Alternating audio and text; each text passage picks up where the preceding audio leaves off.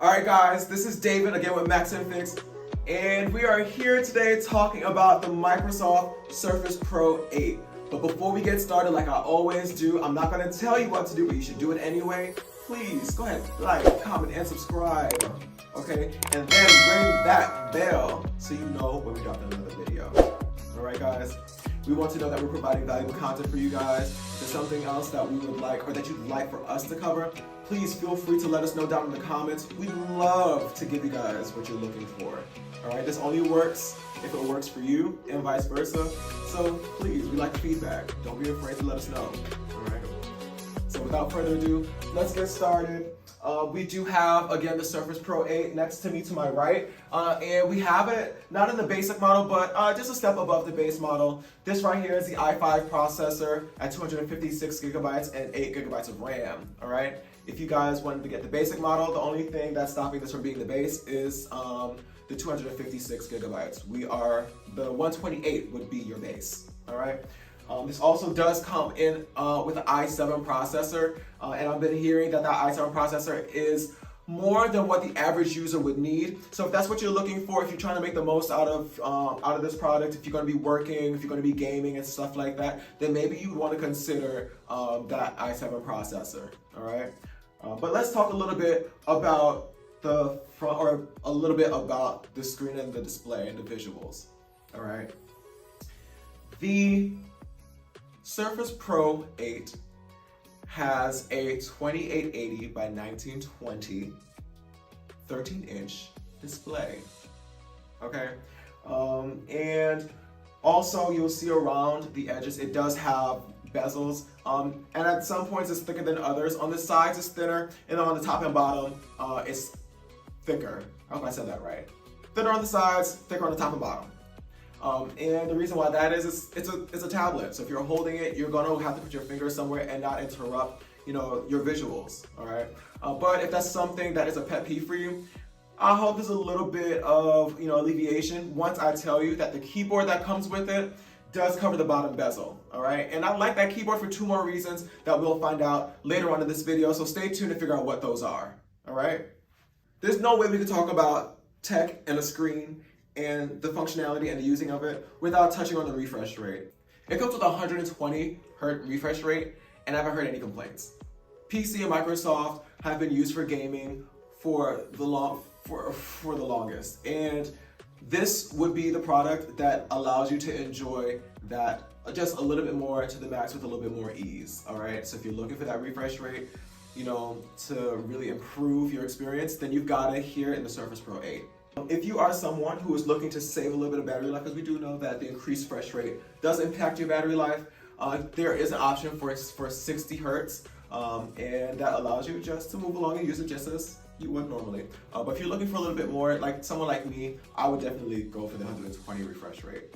Now, one thing I did learn is that for Windows 11, they do have an option for dynamic refresh, which gives the ability for it to automatically switch between refresh rates depending on what app you're using.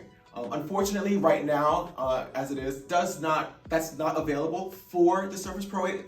So you would have to go into the advanced settings and manually do it yourself. Me, I'm not one to go back, based on what task I'm doing, to continuously change a refresh rate or to change any settings for that matter, unless I really do have to. So for me, I would probably leave it at, whatever is optimal and just deal with it there. Like I don't mind a little less usage time and going for the charge if it means a more pleasant experience. So guys, if you are looking to hear about the battery life, here it is. All right. With the Surface Pro 8, you do have 16 hours of battery usage, time, with your typical, usage of, the tablet or the laptop, whatever you want to use it as or call it. Now, for folks that have actually taken the time and put it through some strenuous work, I've heard of some folks say that 120 rates or 120 hertz would yield about 7.5 hours of usage time. And these are folks who aren't, I haven't heard of them necessarily gaming, but more so using it for work. If you wanted a more detailed understanding of what they were using it for with these times. So yeah, 7.5 hours at 120 hertz for the refresh rate. And then just a little bit more at 8 hours going at 60 hertz. I mean, for that small of a time difference, I would go ahead and bust out the 120 hertz and enjoy my experience to the max, full throttle, just like that. Okay. If you guys are using this for work, then you might have to, especially with the pandemic and everything going on, we're still dealing with the remnants of that, and there's been a lot of businesses that have adjusted the way that they, go about their day-to-day, perform meetings and do tasks and things like that. So if you're someone who relies on your camera, on your device for work and being present for work, then you can count on this camera being a decent camera for you to use. The rear camera has 10 megapixels and also shoots 4K video, which is amazing. And then your front camera, which is also decent quality, has about 5 megapixels and it does shoot in 1080. All right, so you have that there for your disposal. Again, it's fully functional, it's doing its job. There's been a lot of improvements, and working with that camera, I can't say that they necessarily slacked or relaxed there. All right, kind of moving along. I did want to share 2 things that I liked about the keyboard. What I like about the keyboard now is that they improved it to be carbon fiber, which gives it a little bit of a more sturdy feel. When you're dealing with, new technology or technology period, you want to, you want to feel confident in it and the longevity of it. And the fact that they've, pulled out the bag of more sturdy keyboard, I mean, I can't imagine, you really arguing about that. And I'm not sure if this is something that they incorporated in, their other models, but their keyboard also has a dock where you can pull out and put your Microsoft Surface Slim Pencil, and it fits seamlessly right there, and it charges. I feel like that's a beautiful way to kind of just like tuck it away, and it's a very safe place to tuck it away versus just kind of like tagging it on the outside. All right. So if you've stuck around because you wanted to hear about the keyboards and what I liked about it, I appreciate you sticking around. Now stay around for the rest of the video, okay? So it seems that this Surface Pro 8 actually has a couple of different hiding spots. So we talked about the Microsoft Surface Slim Pen, that kind of hides away in the dock. Well, they also have the SSD card that's kind of tucked away beneath the kickstand. So if you take the kickstand off, it has a little cover. You can take out and put in and change your SSD card. It's kind of smooth how they snuck that in there. So you can look forward to that. Also, it does come with 2 USB-C Thunderbolt 4 ports for you to use. And I'm kind of jumping around. I just forgot this one point. The pen has a haptic meter in there. And what I like about the haptic pen is it's noticeable without being too overbearing. So the Microsoft Surface Slim Pen has a haptic meter in it that is actually quite calm. Even in its most rigorous setting, it's not that strong. It doesn't really interrupt anything that you're really doing, which is pretty good. So it's something noticeable there. It gets the job done without being too much and overwhelming. There we go, overwhelming.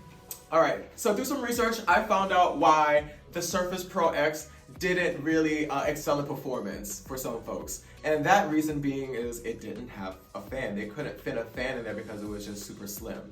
Well, they were able to fit a fan in the Surface Pro 8. And with that fan, that means that they didn't have to compromise or kind of dumb down the processor, which in turn means better app speed for you. All right, and it's not. That's something that's to be expected. That's something that's the bare minimum. But what most people are excited about, what I'm hearing is, the ability to work, rigorously without, your app slowing down. So they got the app in there. They didn't dial back the processor, which in turn gave a better user experience for anyone who might be doing any type of like gaming or rigorous work. You don't have to worry about your program slowing down in the middle of you using it, because we understand how annoying that can be. All right, so again, the aesthetics of the 10 or of the Surface Pro X, but with the power and performance of the Surface Pro 7. All right, so honestly, this all boils down to a great story for Microsoft and the release of the Surface Pro 8. You know, everyone before, like I've said throughout this video, I pointed out several points where, you know, the predecessors either lacked or excelled. And this right here, again, is a great compromise and mashup between the Surface Pro X and the Surface Pro 7. So with this, though people have thought that the predecessors, they always had to sacrifice something to, you know, deal with one of the Surface Pros. Here, they aren't losing out on anything, and it's actually, yeah, you're not losing out on anything. You know, you felt like if you bought one product, then you sacrifice performance, or if you bought one product, you sacrifice the aesthetics. Well, with this one, I mean, honestly, the only thing that's really going to bite is you having to pay for it. You know, that's it. At the base model, you are looking at a starting point of $10.99, and that is that's not including the pen and the keyboard. The pen and the keyboard is an extra $279. Individually, is $179 for the keyboard and $100 for the pen. So you can look forward to coming out of pocket maybe close to just over 13. I'm sorry, not just over 13, but you know, upwards of $1,300. Okay, and again, that's for the basic. Your basic is the 128 gigabytes with 8 gigabytes of RAM at the i5 with the i5 processor. All right. And you guys who've used it, who've had a chance to, you know, kind of toy around with it, got to experience it, who knows what life was like before the Surface Pro 8, please feel free to tell us what your favorite part was, something that we may have missed. Honestly, I love to learn new things and I love sharing, so please do us all a favor, all right? If you haven't already, I want to thank you for watching, and go ahead to like, comment, and subscribe. Again, I'm going to say it every video that I get, or every time I get a chance to, I'm going to let you guys know how much I appreciate you know, the support, the views, the comments, the likes, and the subscribes. Don't forget to ring the bell so that you guys can comment and like and subscribe some more. All right, guys, thank you so much. This is David with Max and Fix, and I am heading out.